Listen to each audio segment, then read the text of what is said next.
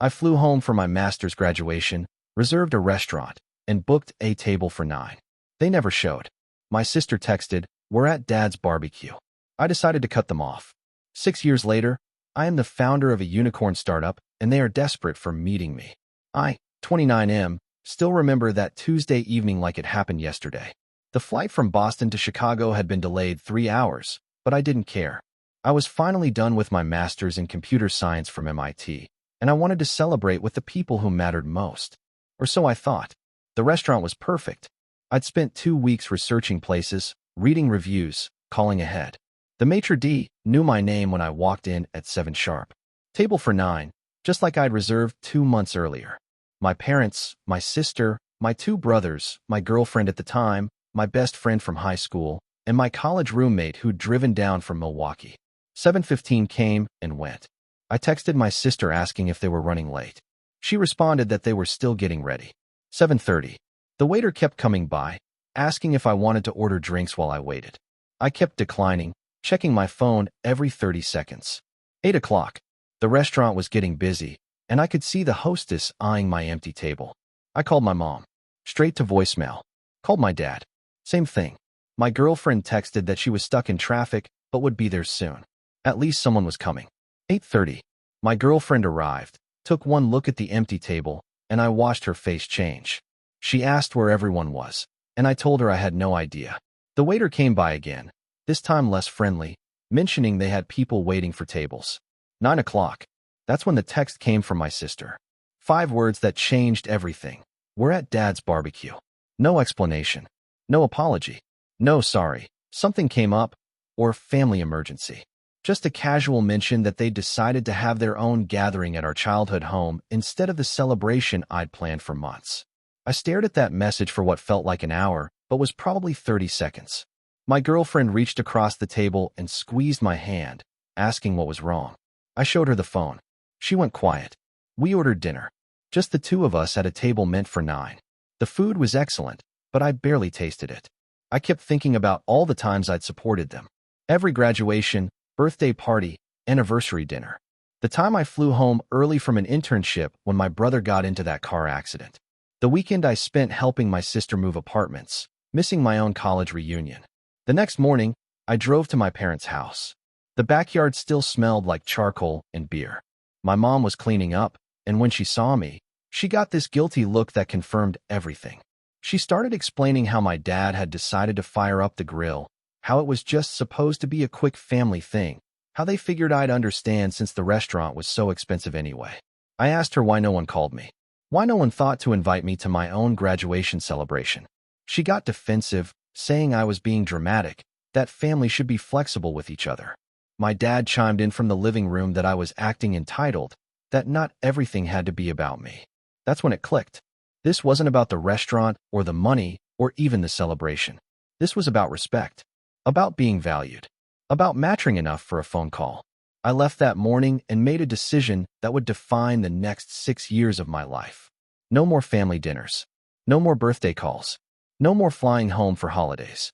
I was done being the one who always showed up while they decided whether I was worth their time. Update 1. The first year was hard. My phone would ring on holidays, and I'd let it go to voicemail. My sister would text asking why I was being so stubborn. My mom would send long emails about how I was hurting the family over a misunderstanding. My girlfriend at the time couldn't understand why I wouldn't just forgive them and move on. But I stayed focused on what mattered. I'd landed a job at a tech startup in San Francisco, and I threw myself into work completely. 18-hour days became normal. I learned everything I could about product development, user experience, market analysis. While my family was posting photos of their gatherings on social media, I was building something. The startup failed after 2 years, but I'd made connections. More importantly, I'd identified a gap in the market that no one was addressing properly. Small businesses needed better inventory management software, but everything available was either too complex or too simplistic. I started sketching out ideas for something different. My girlfriend broke up with me during year 2. She said I'd become obsessed with work and that my family issues were affecting our relationship. She wasn't wrong about the obsession part, but she didn't understand that success was the only thing that made sense anymore. Everything else felt unreliable. Update 2. Year 3 was when everything started clicking. I'd partnered with 2 other developers I'd met through the startup scene, and we'd built a prototype of our inventory management platform. We called it Streamline IQ. The early user testing was incredible. Small business owners loved how intuitive it was. We spent 8 months bootstrapping, living on ramen and coffee, coding in a shared workspace in Soma. I was burning through my savings, but I'd never felt more alive. Every feature we added, every user we gained, every positive review felt like proof that I was building something meaningful. Meanwhile, the family messages kept coming. My brother got engaged, and my mom sent me a long text about how I was missing important moments, how life was short, how I needed to let go of grudges. I didn't respond. My sister called on my birthday, and I let it ring. They still didn't get it. By the end of year 3, we'd raised our seed round. $2.5 million from a mid-tier VC firm in Palo Alto. Suddenly, I wasn't just a guy with an idea anymore. I was a founder with real backing, real employees, real responsibilities. The local business journal ran a small piece about our funding. Nothing major, just a paragraph in their startup roundup section. But it was the first time I'd seen my name in print as anything other than a graduate or an employee. It felt like validation. Update 3. Year 4 was our breakthrough year.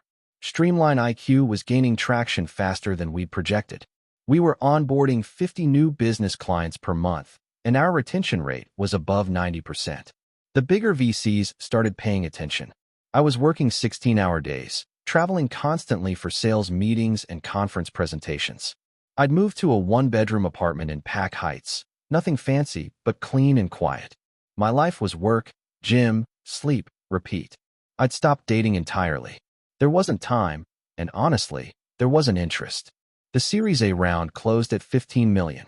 That's when the tech blogs started writing about us. TechCrunch ran a feature about how we were disrupting small business operations. Forbes mentioned me in their 30 under 30 list. Incorporated magazine called Streamline IQ one of the fastest growing B2B startups on the West Coast. My phone started buzzing with LinkedIn requests from people I hadn't heard from in years. College classmates who'd barely acknowledged me were suddenly reaching out to congratulate me on my success. A few even hinted about job opportunities or investment possibilities. But nothing from family. Not a single message about the articles or the recognition. Either they hadn't seen the coverage, or they didn't care enough to mention it. Both possibilities stung more than I wanted to admit. Update 4.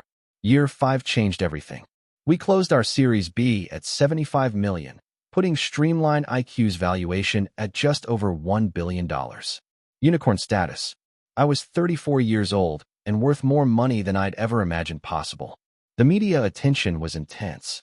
Wall Street Journal profiled me as one of the youngest self-made tech founders to hit unicorn status without a co-founder from a major tech family. Bloomberg interviewed me about the future of small business technology. Harvard Business Review published a case study about our growth strategy.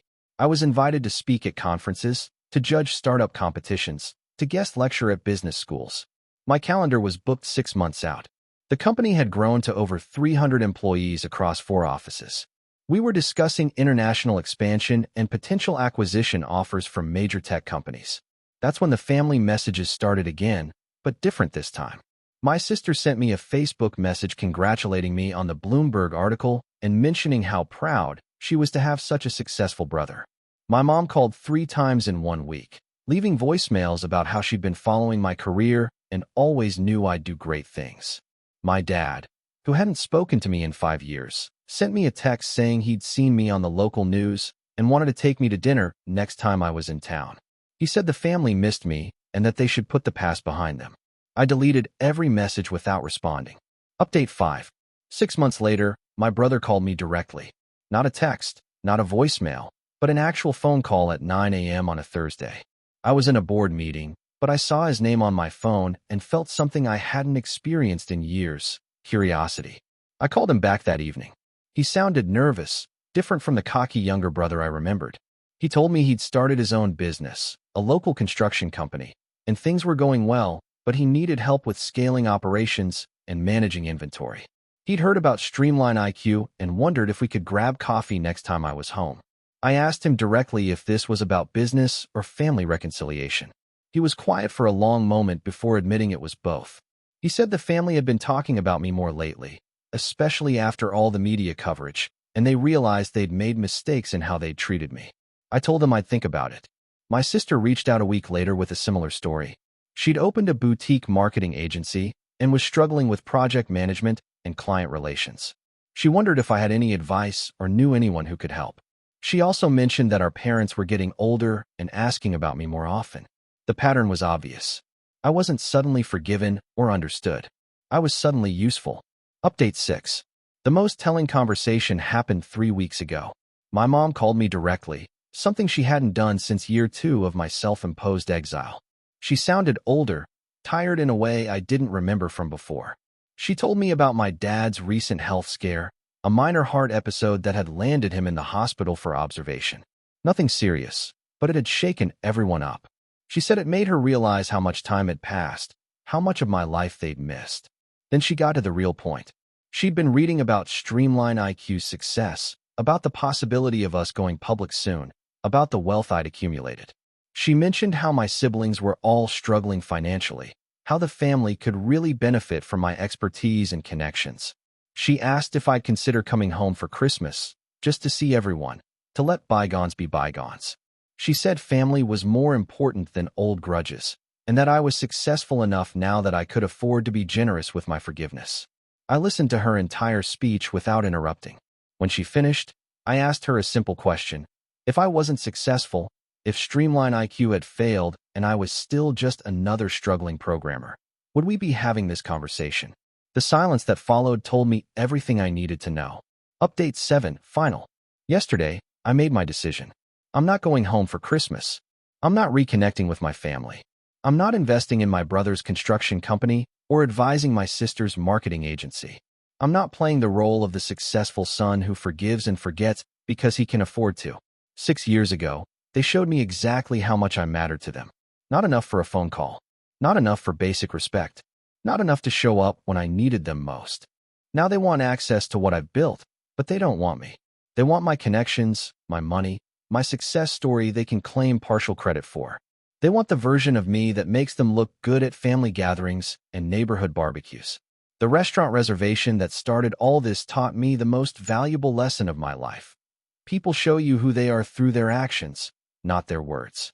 My family showed me that I was optional, an afterthought, someone whose feelings didn't require consideration. I built Streamline IQ because I understood what small businesses needed: reliable systems, consistent performance, and partners who showed up when promised. I succeeded because I learned to value reliability above everything else. My family still doesn't offer that reliability.